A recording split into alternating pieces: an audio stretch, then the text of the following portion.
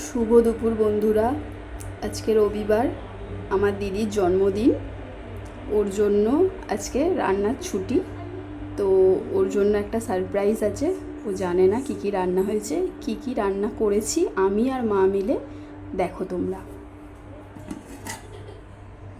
ভাত, এখানে পটল, আলু, কুমড়ো, উচ্ছে, বেগুন ভাজা, এখানে সর্ষে পোস্ত, নারকেল, পেঁয়াজ দিয়ে চিংড়ি মাছের ঝাল। এটা আমার নিজস্ব রেসিপি।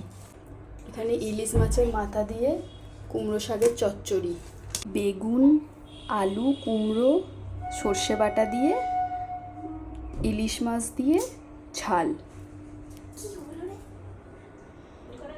এখানে চিকেন দো পেঁয়াজা,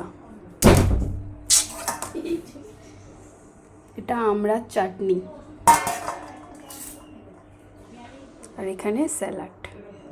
এইটুকুই করতে পেরেছি, বেশি কিছু করিনি। ও জানে না কিচ্ছু, ওর জন্য আজকে সব কিছুটাই সারপ্রাইজ। ওর ফোনেই ভিডিওটা করছি, ও পরে ভিডিওটা দেখে পোস্ট করবে। আজকের মতো টাটা।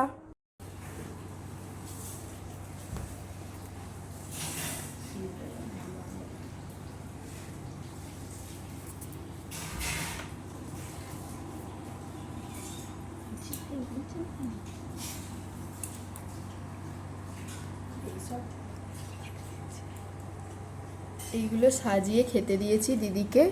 তোমরা বলবে কেমন হয়েছে, আর ওর থেকেও শুনে নাও।